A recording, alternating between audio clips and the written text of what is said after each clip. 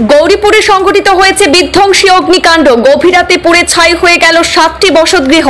স্থানীয়রা সহ অগ্নি নির্বাপক বাহিনী দীর্ঘ সময় প্রচেষ্টা চালিয়েও আগুন নিয়ন্ত্রণে আনলেও রক্ষা করা যায়নি বসতগৃহ। ক্ষয়ক্ষতির পরিমাণ 50 লক্ষাধিক টাকার মতো।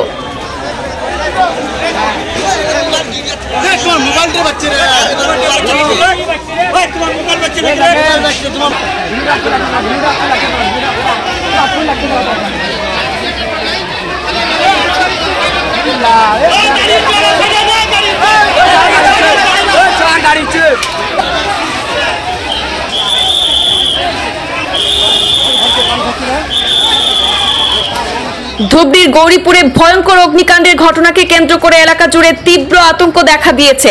হঠাৎ আগুনের লেলিহান শিখা দেখতে পান স্থানীয়রা। তাৎক্ষণিকভাবে খবর দেওয়া হয় স্থানীয় অগ্নি নির্বাপক বাহিনীকে, কিন্তু অগ্নি নির্বাপক বাহিনীর গাড়ি পৌঁছানোর আগে নিমেষে ছাই হয়ে যায় 7টি বসতগৃহ।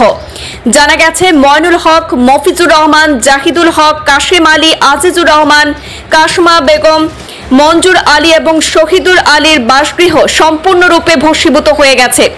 এই খবর পেয়ে ঘটনাস্থলে উপস্থিত হয়ে তদন্ত শুরু করেছেন স্থানীয় পুলিশ। বিধ্বংসী অগ্নিকাণ্ডের ঘটনা সংঘটিত হল ধুবড়ীর গৌরীপুরে।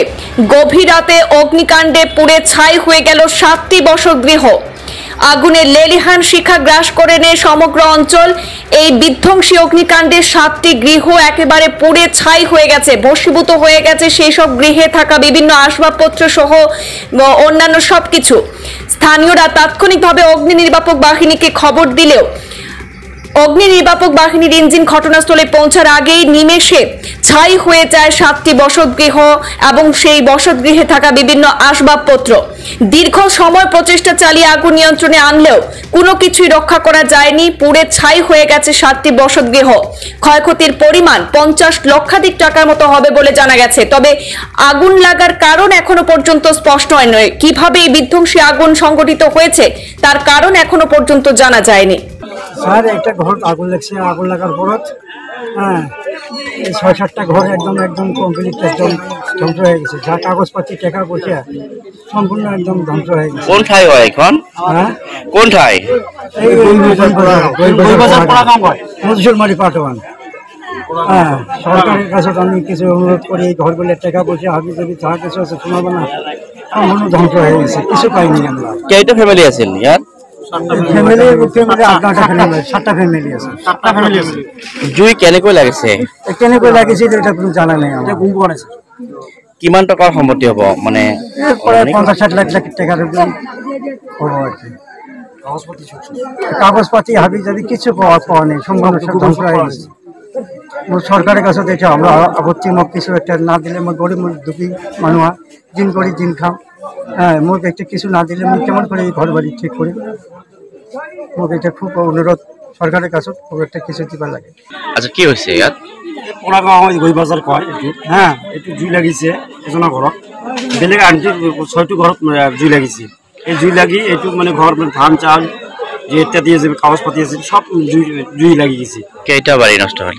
টোটাল 7টা বাড়ি জুই লাগিছে। হ্যাঁ, এতিয়া সব মানে শ্রমিক কাম কৰি হাজিৰা কৰি খায়। এইটো মানে মই সরকারের কাছে আবেদন কৰিছোঁ। মই হিমন্ত ছাৰৰ কাছে আবেদন কৰিছোঁ মই কিবা কাছে মানে আর্থিক সাহায্য কৰিব লাগে। জুইখিনি কেনেকৈ নুৱালে? লাষ্ট কেনেকৈ লাগি গেল এইটো আমাৰ তো ধান চাল তোলা অৱস্থাত মই কি কৰিছোঁ। অগ্নি নিৰ্বাপক বাহিনী আহিছে নাই? হ্যাঁ আছে, জুই নিবেছে আহিছে। তাৰপিছত আৰু কি আহিছে? আৰু কি আহে না আছে 1-1.5 লাখ টকাৰ মানে আমাৰ ঘৰৰ ওচৰত মানে 1.5 লাখ টকাৰ মানে ঘৰৰ সামগ্ৰী নষ্ট হৈছে। বাকীগুলো তো মই তো নাপালো, মোৰটা মই গৈ আছোঁ। মই টোটাল কিমান ক্ষতি হ'ব বুলি ভাবে? টোটাল ধৰক 60-70 লাখ। হ্যাঁ।